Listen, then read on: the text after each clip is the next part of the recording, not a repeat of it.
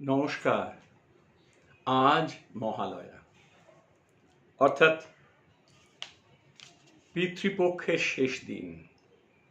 কাল থেকে দেবী পক্ষ, অর্থাৎ পিতৃপুরুষরা স্বর্গের দিকে চলে আসছেন। দেবী মাতা দুর্গা কাল আসছেন এই মর্তভূমিতে, এই আমাদের মধ্যে। মহালয়ার একটা অদ্ভুত গুরুত্ব আমাদের জীবনে। এই দিনটায় সব আমরা পিতৃপুরুষদের স্মরণ করি, অর্থাৎ আমাদের পিতৃপুরুষ বলতে আমাদের অতীতের সমস্ত প্রজন্মকে আমরা স্মরণ করি।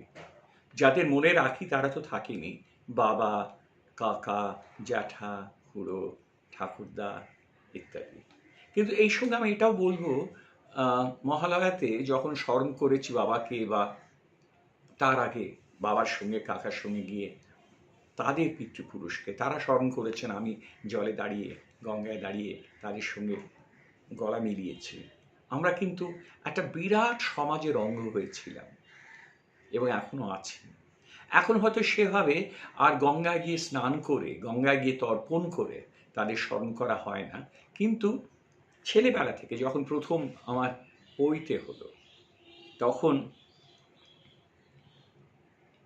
যে মন্ত্র দিয়ে আমাদের স্মরণ করতে হয়েছিল জীবনকে, অর্থাৎ সূর্যকে দিয়ে, সেই মন্ত্রটা এখনো কানে বাজে যখনই ভোর হয়। কখনো কখনো স্নান করার সময় মনে আসে, মনে মনে বলিও। সেই মন্ত্রটা হলো ওম জবাকুসুমসংকাসং কাশ্যপেয়ং মহাদ্যুতিম ধান্তারিং সর্বপাপঘ্নং প্রণতোস্মি দিবাকর। অর্থাৎ দিবাকর মানে সূর্যকে প্রণাম করে জীবন শুরু করছি। এটা হিন্দু শাস্ত্রে আছে যে এই দিবাকরকে প্রণাম করে জীবন শুরু করা মানে হচ্ছে শক্তি অর্জন করে শুরু করা। এটা আবার আমরা পিতৃপুরুষকে স্মরণ করার সময়ও বলি। পিতৃপুরুষকে স্মরণ করার সময় আমরা পৈতে যেটা থাকে গলায়, যারা ব্রাহ্মণ বা যাদের থাকে না তারাও জলে যখন দাঁড়িয়ে প্রণাম করেন ঈশ্বরকে, দেবাদিদেবকে, সমস্ত দেবকুলকে এবং পিতৃপুরুষদের, তখন একটা অদ্ভুত মন্ত্র আছে, ওম ভূর্ভুবস্য তৎসবিতুর্বরেণ্যং ভর্গদেবস্য ধীমহি ধিয়ো প্রচোদয়াৎ। এটা একটা মঙ্গল মন্ত্র, সূর্য মন্ত্র, কিন্তু এটা আহ্নিক করার মন্ত্র। এটা পৈতে ধারণ করার পরে বলতে হয় ওম ভূর্ভুবস্য তৎসবিতুর্বরেণ্যং ভর্গদেবস্য ধীমহি ধিয়ো প্রচোদয়াৎ। তো আমার মনে পড়ে ওই 5-এর দশকের গোড়াতে, খুব ছোট ছিলাম, বাবা, কাকা, মা, আমরা সবাই ভাই বোনেরা গাড়ি করে যেতাম বাবুঘাটে। কি সুন্দর বাবুঘাট ছিল তখন। এখন আফসোস হয় ওখান দিয়ে গেলে সেই চেহারাটা বাবুঘাটের নেই। সেই অপূর্ব একটা বিমুগ্ধ চোখে দেখতাম সবাই নামছে লাল গামছা পরে, কেউ ধুতি পরে। আমাকে একটা ছোটোখাটো গামছা জড়িয়ে দেওয়া হতো, নামতাম, গিয়ে তারপর মন্ত্রগুলো বাবারাই বলতেন, আমি শুনতাম। পরে যখন বড় হয়েছি তখন আমিও বলতাম। সেই সময়টা মনে হতো কলকাতা যেন দেবভূমি একেবারে। কি অপূর্ব, লাইন দিয়ে লোকে যাচ্ছে, গাড়ির পর গাড়ি। তখনকার দিনে যারা গাড়ি রাখতেন বা যাদের গাড়ি ছিল, এরকম 20-30টা গাড়ি ওখানে দাঁড়িয়ে থাকতো। তারপর অনেক মানুষকে আসতে দেখতাম, তারা সত্যি তর্পণ করতেই আসতেন।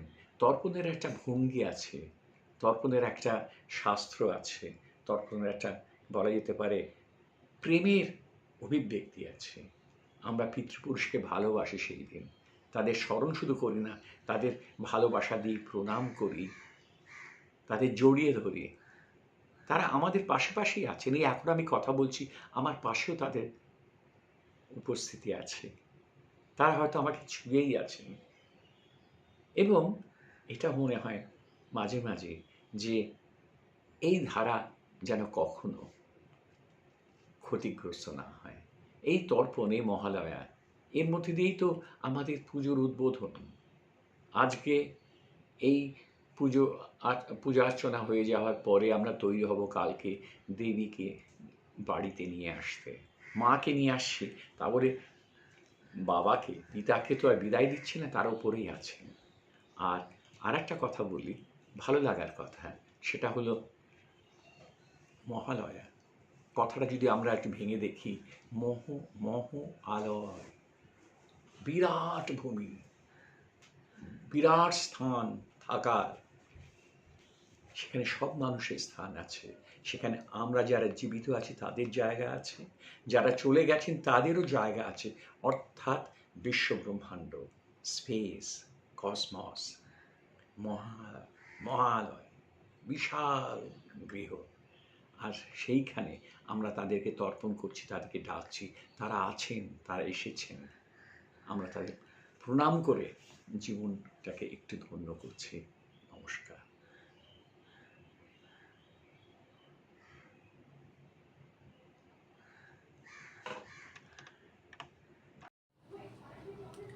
বর্ষা বিদায় নিয়েছে। নীল আকাশের বুকে সাদা মেঘের ভেলায় চেপে মেঘের দল এদিক ওদিক ঘুরে বেড়াচ্ছে। কখনো বা সেই মেঘ থেকে এক পশলা বৃষ্টি হচ্ছে, আবার কখনো বা সোনা রোদে ঝলমলিয়ে উঠছে চারিদিক। মৃদু মন্দ হাওয়ার তালে কাশ বনে লেগেছে আনন্দের দোলা। মনে হচ্ছে সুন্দরী শরৎ রানী নূপুর পায়ে এগিয়ে আসছেন। কুন্দ ফুলের সৌন্দর্য বর্ণনার মধ্যে শরৎ লক্ষ্মীকে আহ্বান করা হয়েছে। তাই তো কবি রামকেলি রাগে ত্রিতালে আবদ্ধ করে রচনা করেন, নব কুন্দ ধবল দল সুশীতলা অতি সুনির্মলা সুখ সমুজ্জ্বল।